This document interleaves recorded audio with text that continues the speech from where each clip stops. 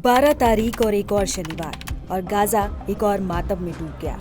यहाँ जिंदगी अब आंकड़ों में गिनी जाती है।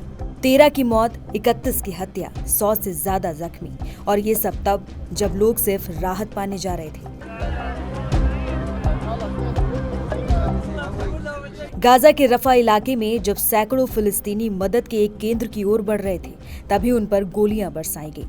प्रत्यक्षदर्शियों ने बताया कि यह हमला अचानक हुआ, बिना किसी चेतावनी के। हमने अपने फील्ड हॉस्पिटल में एक साल में पहली बार इतनी लाशें देखी। दावा यह है कि गोलीबारी एक राहत केंद्र के पास हुई, जो एक अमेरिकी एनजीओ चला रही थी।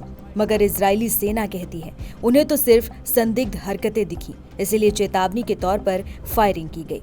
लेकिन सवाल उठता है, अगर ये बस एक चेतावनी थी तो फिर इतनी लाशें क्यों? इसी बीच हवाई हमलों का सिलसिला भी नहीं थमा। मध्य गाजा में एक ही घर में 4 बच्चों की जान चली गई। खान यूनिस और दीर अल बला जैसे इलाकों में भी मौत का आंकड़ा बढ़ता गया। क्या बोली इजराइल की सेना? इजरायली सेना ने कहा कि उसने संदिग्ध व्यवहार करने वाले लोगों को नजदीक आने से रोकने के लिए उन पर चेतावनी के तौर पर गोलियां चलाई। उसके मुताबिक इस घटना में किसी के हताहत होने की कोई जानकारी नहीं है।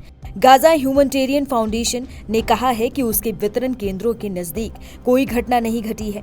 उसने कहा कि उसे किसी के हताहत होने की जानकारी ही नहीं है। अब्दुल्ला अल हद्दाद ने कहा है कि वो रफा के पश्चिम में शाकोश क्षेत्र के निकट जीएचएफ द्वारा संचालित सहायता वितरण स्थल से 200 मीटर यानी कि 655 फीट दूर थे, जब एक इजरायली टैंक ने फिलिस्तीनियों की भीड़ पर गोलीबारी शुरू कर दी। गाजा अब महज एक संघर्ष क्षेत्र नहीं है, एक मानवीय त्रासदी बन चुका है। यहाँ की 20 लाख से ज्यादा आबादी अब राहत पर जी रही है, और वो राहत भी अब खून में डूबी हुई है।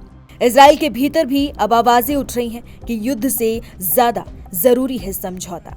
लेकिन अमेरिकी राष्ट्रपति डोनाल्ड ट्रंप और नेतन्याहू के बीच हालिया बातचीत के बावजूद युद्ध विराम पर कोई ठोस सहमति नहीं बनी।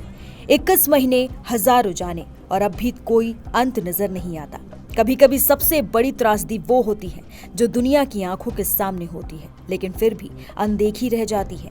गाजा की गलियों में फिर खून बहा है। राहत की कतार में लगे लोग अब इतिहास के आंकड़े बन चुके हैं। जब मदद मांगना भी मौत की वजह बन जाए तो समझिए इंसानियत हार चुकी है।